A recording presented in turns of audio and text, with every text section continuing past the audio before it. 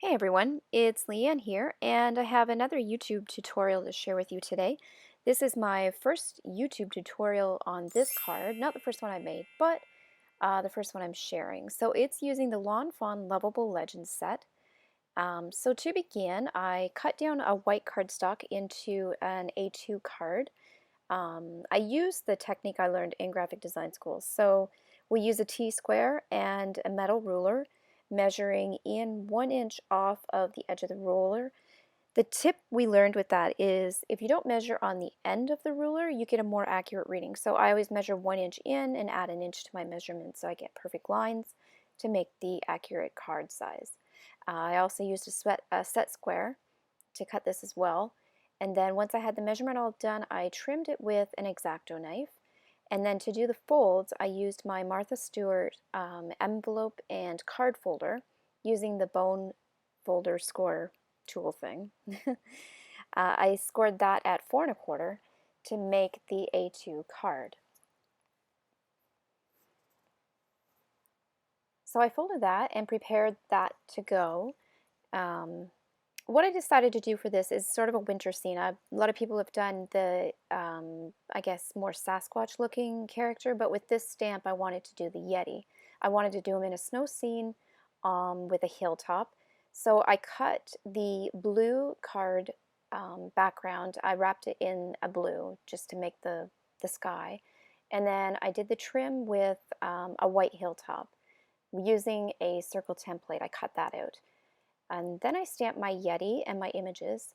I'm using Memento ink to go with the Copic markers. I'll put the proper name below. I don't remember the exact name, but I'll put it in the description below of the one I used. So I stamped my Yeti and I stamped a little party hat. The skin color I use Spectrum Noir. I use PS2 and PS3, I believe that is, or FS2 and PS3. I don't have any skin tones in Copic, so I decided to do Spectrum Noir. Those are my sisters, and she's graciously lent them to me. And they make really good skin tones, so I've been using those for all of my critters and creatures. So I'm just doing the shading here. I only use 2 tones. Normally I'd like to blend with 3, but because the area is so small, I just decided 2 was plenty, and it's hard to squeeze in a third into a small area. So I did little shadows here on his feet. I'm just adding the detail in there, as you can see, and finalizing the shadow on the hands. Normally what I do is I'll do a brush of the light color, and then I add in the shadows with the dark, and then I will come back in and just blend it all out with the light color again. So here I'm adding a teal color to the Yeti to do his base tone. I'll put the caps in the video there later on. You'll see them pop up. I forgot to add them at this point. But I'm just coloring everything with my lighter color, which is my base color. With this color too, I wanted to do more of a blue. I don't have a lot of blue Copics, so I had to improvise here, and I did sort of a teal. I did have sky blue in Copic, which I do use that as the shadow, so it creates a nice turquoisey teal blend. You'll see that once I add the shadow here, and it looks really nice together. So I'm just finishing the detail there and getting this guy all colored up. I'm really excited with the way he turned out. He looks fabulous. He's a little bit creative and different. He's not a typical Yeti color, I guess. I was expecting more, or hoping to do more of like a white fur with a light blue teal-y tinge to it, but I obviously didn't have those markers, so I had to kind of improvise. Here I'm adding the shadows as well under the tufts of hair, and I've added the shadows around the perimeter of the body to create the curvature look, and I'm just blending those out again with my base color. And here I'm adding some little pink rosy cheeks. I believe that's RV00. I'll put all of the Copic colors in the description below that I use as well, so you can see what those are. Now I'm coloring the party hat. I used lettuce green for this, and I love this green. It's nice, bright, and cheery, and it's just a yummy green.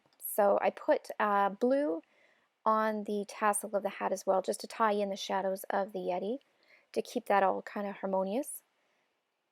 I had a little marker bleed on my outlines here, so I took a colorless blender and just rubbed along the edge to clean that up, and it cleans it up pretty good, I find. So I've trimmed everything, getting ready to do the die cuts, and I'm going to put this through my BIGkick, and I'm just setting the dies, and then I'm using post-it tape to tape those down in place so they don't shift during the cutting process. The post-it tape has low stickiness to it, so it comes off your images pretty decently. When they run through the die press, they really squish down, so any sort of tape with any sort of adhesive that's mildly sticky will stick to your artwork. The post-it tape even sticks a little bit, but it doesn't leave any residue or anything. I found it's the best to use thus far.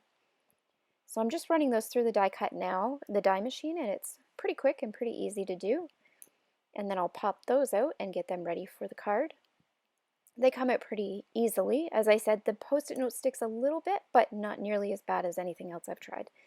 So they still come out really clean and nice and ready for the card.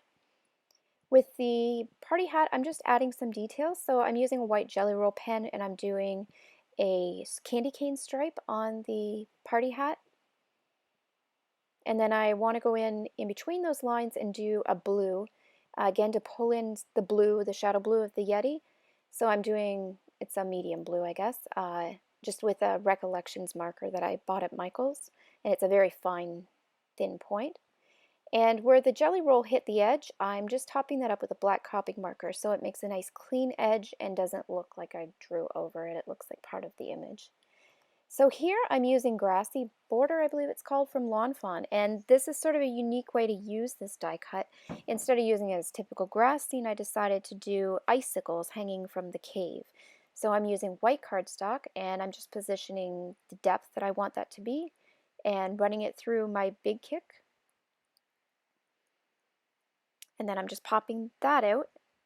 It should be a pretty easy, there we go, yeah, with the post-it tape. So this one was pretty simple to do. I had to trim off the edges so that it's separated from the paper, so I just put that on my cutting mat and used my No. 1 X-Acto knife and just very softly trim the edges there. And I'm really, really excited with the way this turned out. It's using something that is meant for something else in a unique way, and I was pretty happy with the result. So I put some 2-way tape down once I had that positioned and knew where I wanted the icicles to go so that I could hit the tape as low as possible without actually bleeding into the icicles. Once I had that adhered to the card, excuse me, so I trimmed that down, and then it all fit really nicely and was ready to go. So here I'm just placing elements. I've got the background all glued down, and I'm just positioning things to see how far I want them and where I want everything to lay. When I originally was doing this card, I decided to do white trees. I used these from the Loveable Legends too. Instead of doing the stamps, I only used the dies and trimmed out the trees from cardstock. I was just going to do a white tree, but this is for my nephew, and he loves to color, and his favorite color is every color in the rainbow. If you ask him, that's what he'll say. So I knew that he would like a little more color to this card, and so I decided to color the trees all different colors, just to kind of give it a little more pop there. So with the first tree, I'm using lettuce green, which matches the green on the hat, the party hat, so it kind of draws those colors in together. And I don't do any blending or any shading on these, I just flat color them. I don't want them to stand out too much because the YETI is the main focus of my scene. So I'm just coloring them a flat color just to add a little bit of pop, but something in the background. I've used an orange, and then this is, I think, phthalo blue. I'll put that in the description below as well. And then for my last one, I'm doing lipstick red, which was a borderline bold color I decided to try, but I felt like we needed something warmer in this picture because we have a lot of cool colors, and with the yellow tone I decided to add that in.